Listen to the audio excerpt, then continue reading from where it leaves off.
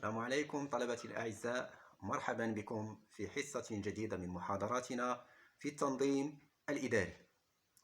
إذن رأينا في المحاضرات السابقة ما يتعلق بمبادئ التنظيم الإداري، وقلنا بأن مبادئ التنظيم الإداري هي المركزية الإدارية واللامركزية الإدارية. سوف نرى اليوم تجسيد هذه المبادئ على مستوى التنظيم الإداري المغربي، ولنبدأ بمبدأ المركزية الإدارية. رأينا أن لمبدأ المركزية الإدارية صورتان: الصورة الأولى هي التركيز الإداري، والصورة الثانية هي اللاتمركز الإداري. إذن خطتنا في تتبع محاضرات التنظيم الإداري هو أن ندرس تجسيد التركيز الإداري على مستوى التنظيم الإداري المغربي، ثم فيما بعد تجسيد اللاتمركز الإداري في التنظيم الإداري المغربي. إذن سوف نتناول في هذه الحصة تجسيد التركيز الإداري في التنظيم الإداري المغربي. ما هي السلطات؟ ما هي الأجهزة؟ ما هي المؤسسات التي تجسد في تنظيمنا الإداري المغربي التركيز الإداري؟ التركيز الإداري يجسده مؤسسة مهمة، المؤسسة الملكية، ثم الحكومة بمكوناتها، من رئيس للحكومة ومن وزراء بمختلف تصنيفاتهم كما سوف نرى. سوف نتناول الآن في هذه الحصة تجسيد التنظيم الإداري على مستوى مؤسسة رئيسية مركزية في النظام السياسي المغربي، لكن ما نركز عليه هو اختصاصات هذه المؤسسة وما تقوم به في المجال الإداري. بطبيعة الحال إنها المؤسسة الملكية. إذن جلالة الملك له اختصاصات، وما ينظم هذه الاختصاصات هو مجموعة من النصوص القانونية، أهمها الدستور. إذن الدستور المغربي يؤسس اختصاصات دستورية لجلالة الملك، يعطي مكانة خاصة لجلالة الملك في الدستور.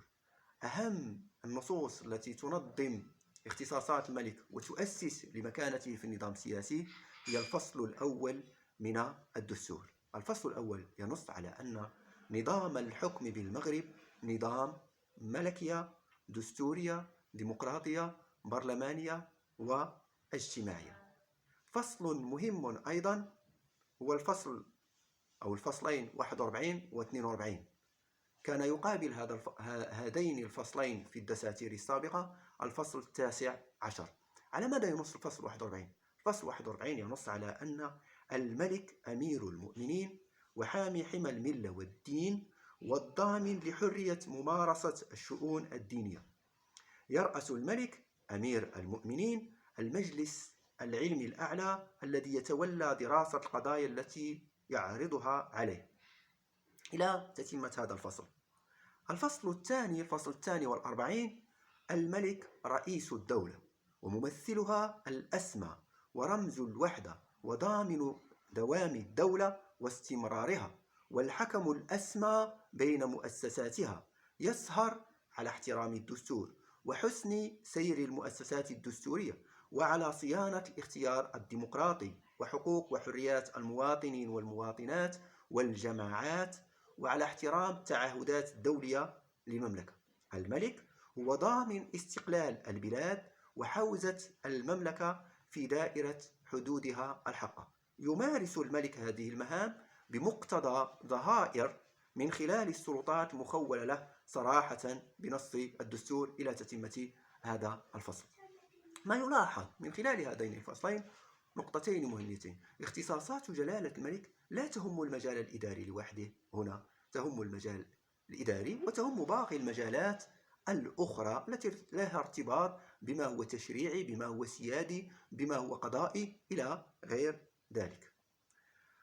إذن اختصاصات الملك إذا أردنا أن نتناول اختصاصات الملك انطلاقا من مختلف النصوص التشريعية، هناك من درج على تقسيمها في ارتباط بما هو قضائي، بما هو إداري، بما هو تنفيذي تشريعي، لكن أنا أفضل أن أنظر إلى الاختصاصات الملكية انطلاقا من المستويات الأربعة التالية.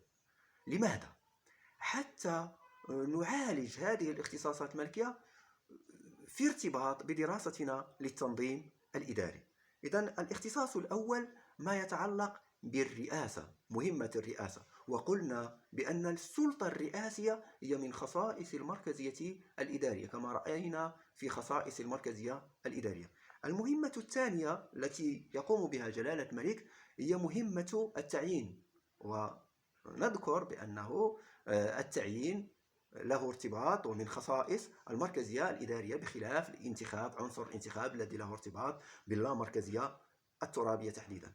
ثم هناك اختصاص آخر يتعلق بالمبادرة.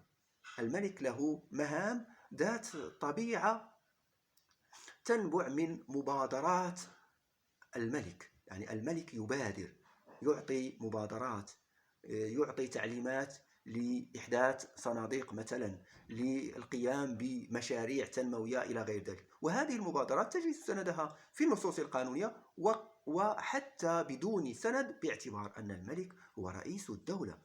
ثم المهمة الرابعة هي المهمة التشريعية، للملك مهام تشريعية. إذن سوف نتناول أمثلة فقط من كل مهمة. لنبدأ بالمهمة الرئاسية، ولنبدأ بأهم مهمة، وهي كما نص الفصل 42 أن الملك رئيس الدولة وممثلها الأسمى. إذن هذه سلطة رئاسية، الملك رئيس الدولة. في ارتباط بما هو ديني، في ارتباط بخصوصية النظام السياسي المغربي، الملك أمير المؤمنين ورئيس المجلس الأعلى العلمي. وسوف نعود لهذين النقطتين المهمتين، الملك رئيس الدولة والملك أمير المؤمنين، لأننا سوف نستند إليها في الجزء الثاني من هذه المحاضرة. ثم الملك هو القائد الأعلى للقوات المسلحة الملكية، الفصل 53 من الدستور. الملك هو من يرأس المجلس الوزاري طبقا للفصل 48. الملك يرأس المجلس الأعلى للأمن إلى غير ذلك من الفصول التي تبين بأن للملك سلطة رئاسية، والملك يمارس مهام الرئاسة. ثم هناك المهمة الثانية والتي لها ارتباط وثيق أيضا بالتنظيم الإداري، وهي مهمة التعيين. للملك سلطة التعيين، ومن بين ما نجد أن للملك أن يعين في المجال السياسي رئيس الحكومة وفق الشروط المنصوص عليها في الدستور، يعين الوزراء، وله أن يعين في الوظائف المدنية التالية باقتراح من رئيس الحكومة وبمبادرة من الوزير المعني بالأمر، والي بنك المغرب، والسفراء، والولاة، والعمال، والمسؤولين عن الإدارات المكلفة بالأمن الداخلي، والمسؤولين عن المؤسسات والمقاولات العمومية الاستراتيجية طبقا للفصل 49 من الدستور. الملك يعين في الوظائف العسكرية، وله أن يفوض لغيره هذا الحق طبقا للفصل 53 من الدستور. ما أود إشارة إليه، التنبيه إليه، هو أن الملك يمارس مهمة التعيين، هذه المهمة التي تندرج في إطار تصريف الخدمات الإدارية والنشاط الإداري للدولة. نعم، لا يعين فقط في المجال الإداري، يعين حتى في ما له ارتباط بما هو دستوري، بما هو سياسي، لكن يعين، نقف على أن الملك يعين في مجالات إدارية. ثم المهمة الثالثة مهمة المبادرة. للملك أن يبادر بمجموعة من الاختصاصات، بعضها قد يندرج في إطار تصريف الاختصاصات الإدارية. في هذه النقطة للملك حق حل مجلسي البرلمان أو أحدهما بظهير. للملك أن يخاطب الأمة والبرلمان ويتلى خطابه أمام كلا المجلسين، ولا يمكن أن يكون موضوع أي نقاش داخلهما طبقا للفصل 52. إلى غيره، منها مثلا حالة الاستثناء، منها أن يبادر إلى تشكيل لجان نيابية لتقصي الحقائق، إلى غيره من الاختصاصات التي تندرج في إطار مبادرات جلالة الملك، وله أن يبادر في إطار مشاريع تنموية أو إحداث حسابات خصوصية وفق ما يخوله له المنصب الرئاسي للدولة. ثم هناك مهمة تشريعية، وبطبيعة الحال هذه المهمة التشريعية تتضح من خلال أن الملك هو من يصدر الأمر بتنفيذ القانون خلال 30 يوما التالية لإحالته على الحكومة بعد تمام الموافقة عليه، من يوقع على المعاهدات الدولية وفق شروط بطبيعة الحال وفق ما هو منصوص عليه في الدستور. يمكن للملك أن يطلب من كلا المجلسي البرلمان أن يقرأ قراءة جديدة كل مشروع أو مقترح قانون. يمكن للملك أن يحيل القوانين قبل إصدار الأمر بتنفيذها إلى المحكمة الدستورية لتبت في مطابقتها للدستور طبقا للفصل 132. للملك أن حق اتخاذ مبادرة قصد مراجعة الدستور إلى غير ذلك من المهام التي تندرج في إطار المبادرة. هذه 4 أنواع من الاختصاصات التي يمكن أن تندرج في إطارها الاختصاصات الملكية. وقلنا مهمة الرئاسة، مهام لها ارتباط بسلطات رئاسية، وقلنا التعيين، مهام تتعلق بالتعيين. وهذين الاختصاصين الأولين، النوعين من الاختصاصين الأولين، لهما ارتباط وثيق بالتنظيم الإداري وبالمهام الإدارية، في حين هناك مجالين آخرين قد يكون لهم ارتباط بالمجال الإداري، مهمة المبادرة ومهمة التشريع.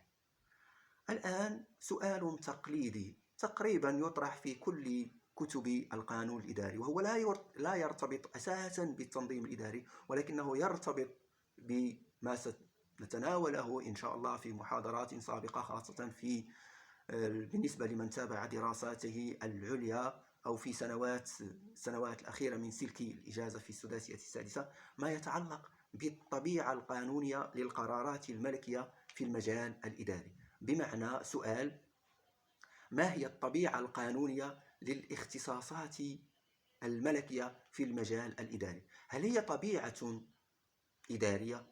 هل طبيعتها طبيعة إدارية؟ أم أنها تختلف حسب المجال وطبيعة الاختصاص؟ فطبيعة الحال ما هو تشريعي هذا محسوم فيه، ما هو تشريعي لا يندرج في إطار المجال الإداري. ما يرتبط بالسيادة بطبيعة الحال لا يندرج في إطار المجال الإداري. لكن الاختصاصات الأخرى الأولى، ما يتعلق بالسلطة الرئاسية وما يتعلق بالتعيين، ما طبيعة هذه الاختصاصات؟ السؤال التقليدي الذي عالجت مختلف تقريبا كل كتب القانون الإداري تعالج هذه النقطة، وهي في الحقيقة هو نقاش قانوني أكثر من علمي. ما الطبيعة القانونية للقرارات الملكية؟ هل ما يتخذه جلالة الملك في المجال الإداري له طبيعة إدارية؟ وهل جلالة الملك يمكن اعتباره سلطة إدارية؟ وبالتالي هل يمكن أن يقدم الطعن ضد ما يتخذه جلالة الملك في المجال الإداري؟ إذن لنعد إلى الاجتهاد القضائي وإلى الأحكام الصادرة في هذا المجال. بإيجاز شديد نجد 3 تعليلات اعتمد عليها القضاء المغربي للقول بأن القرارات الملكية لا تقبل الطعن بالإلغاء بسبب تجاوز السلطة. لا يمكن للقضاء المغربي أن يراقب مشروعية القرارات الملكية مستندا إلى 3 تعليلات أساسية. التعليلات الأساسية هي أولا أن الملك ليس سلطة إدارية. عندما يتخذ جلالة الملك اختصاصات في المجال الإداري فهو لا يتخذها مثل ما تتخذها باقي السلطات الإدارية. السلطات الإدارية إذا ما اتخذت قرارا في المجال الإداري بطبيعة الحال قراراتها قابلة للطعن بالإلغاء بسبب تجاوز السلطة. للقضاء أن يراقب كل سلطة إدارية. فعندما عرض النزاع على القضاء المغربي صرح بأنه لا يمكن أن ينظر في نوعية هذه القرارات. لماذا؟ لأن الملك لا يمكن أن يعتبر سلطة إدارية. إذن هذا هو التعليل الأول. التعليل الثاني، وبطبيعة الحال هذا التعليل نابع من أن المجلس الأعلى آنذاك لا ينظر إلا في مقررات السلطات الإدارية طبقا للفصل 1 و14 من القانون المحدث للمجلس الأعلى. وما دام أن المجلس لا ينظر إلا في مقررات السلطات الإدارية، وما دام أن جلالة الملك لا يعتبر سلطة إدارية، إذن لا يمكن أن ننظر أو أن ينظر القضاء في هذا الموضوع. ثم هناك النقطة الثانية وتتعلق بالتصريح بعدم الاختصاص. التصريح بعدم الاختصاص هنا صرح المجلس الأعلى بأنه غير مختص بالنظر في القرارات الملكية. التصريح الثالث ونابع من العبارة التي قلنا بأننا سنعود إليها، الملك أمير المؤمنين، ونابع من طبيعة النظام السياسي المغربي. فالقضاء اعتمد على هذه العبارة، الملك أمير المؤمنين، وبالتالي فهو الإمام، فهو والأحكام تصدر باسمه. وما دام أن القاضي هو النائب عن الإمام والأحكام تصدر عن الإمام، فلا يمكن أن يراقب القاضي من ينيبه ليقوم بهذه المهمة. وهناك بطبيعة الحال في كل هذه التعليلات أحكام صدرت ونالت قسطا وافرا من الدراسة والتحليل. الآن سوف نتناول ما هي آراء الفقه حول هذه التعليلات. آراء الفقه نلاحظ أنها قبلت بأنه نعم القرارات الملكية لا تقبل الطعن، لكنها اختلفت في التعليل واقترحت تعليلات مغايرة. مثلا نجد الآراء المؤيدة لحصانة القرارات الملكية، نجد هناك من اقترح نظرية أعمال السيادة، بمعنى أنه القرارات الملكية لا تقبل الطعن. لماذا؟ لأنها مندرجة في أعمال السيادة، وأعمال السيادة متفق عليه فقها وقضاء أنها لا تقبل الطعن. كان من بين أنصار هذه الفكرة من دعا إليها الأستاذ محمد مرغني، لكن انتقده الأستاذ عبد القادر بينة واقترح تعليلا آخر، إنه فكرة السلطة التقديرية. اعتبر الأستاذ عبد القادر بينة كبديل لتعليل القضاء بأن القرارات الملكية تندرج في إطار السلطة التقديرية، وبالتالي لا يمكن أن تقبل الطعن. لكن هنا هذه الفكرة أصبحت أيضا تنتقد. لماذا؟ لأن كان في وقت معين لا يمكن أن يبسط القضاء رقابته على السلطة التقديرية للإدارة، أو بمناسبة إصدار سلطة من السلطات لقرار لا يمكن أن يبسط رقابته على السلطة التقديرية، فإنه أصبح هذا الأمر متجاوزا، وأصبح القضاء يبسط سلطته على السلطة أو رقابته على السلطة التقديرية للإدارة. وهناك النقطة الثالثة وهي الأقرب إلى الصواب، وهو التعليل الأقرب إلى تنظيمنا السياسي المغربي وتنظيمنا الإداري، وهو مكانة جلالة الملك في النظام السياسي المغربي. مكانة جلالة الملك في النظام السياسي المغربي هي التي تجعل من أن هذه القرارات لا تقبل الطعن. وقد دعا إلى هذه الفكرة الأستاذ محمد الشرقي، واعتبر بأن غياب الرقابة القضائية على الضرائب والقرارات الملكية لا يعني انتفاء المشروعية، وذلك بالاستناد إلى عنصرين: وجود مسطرة الاستعطاف لمراجعة القرارات الملكية، والنقطة الثانية الملك هو أعلى سلطة في البلاد التي هي في حد ذاتها رقيب على المشروعية. إذن هناك آراء كثيرة حول هذا الموضوع، لكن أنا آثرت أن أشير إلى بعض التعليلات وبعض الانتقادات التي تطرح بخصوصها. سؤال يطرح حول ما جاء به الفصل 118 من الدستور المغربي، الذي نص على أن حق التقاضي مضمون لكل شخص للدفاع عن حقوقه ومصالحه التي يحميها القانون. كل قرار اتخذ في المجال الإداري سواء كان تنظيميا أو فرديا يمكن الطعن فيه أمام الهيئة القضائية الإدارية المختصة. هل هذا الفصل يمس من حصانات القرارات الملكية؟ بالرجوع إلى الاجتهاد القضائي حسب ما إلى حدود ما اطلعت عليه، وجدت أنه صدور أحكام قضائية جاء فيها بأن ما ورد في الفصل 118 من الدستور لا يمس ولا يمكن أن يمس بالحصانة المقررة لقرارات جلالة الملك. بقيت نقطة مهمة، ونحن نتتبع الأشكال القانونية التي يتخذ بها جلالة الملك اختصاصاته في المجال الإداري. نجد المرسوم الملكي.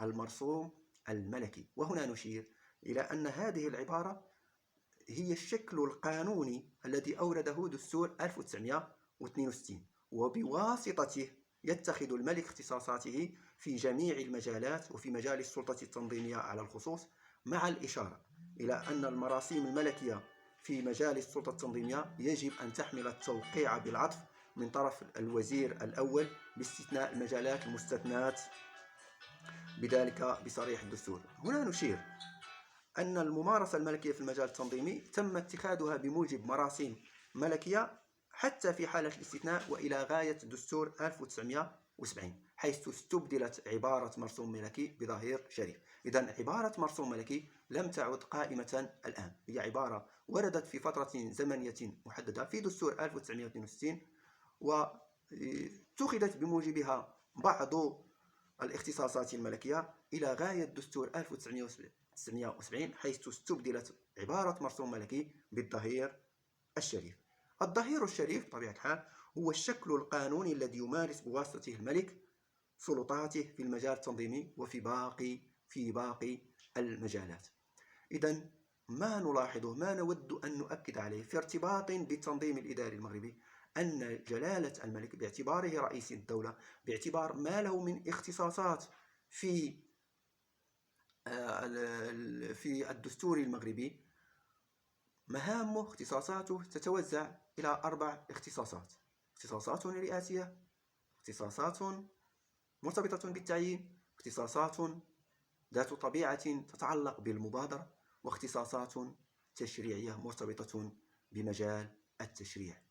كان هذا بإيجاز أحد أهم المؤسسات التي تجسد التنظيم المركزي للدولة، وهو جلالة الملك. دمتم سالمين، لكم مكانة خاصة في قلبي، وإلى الملتقى بحول الله.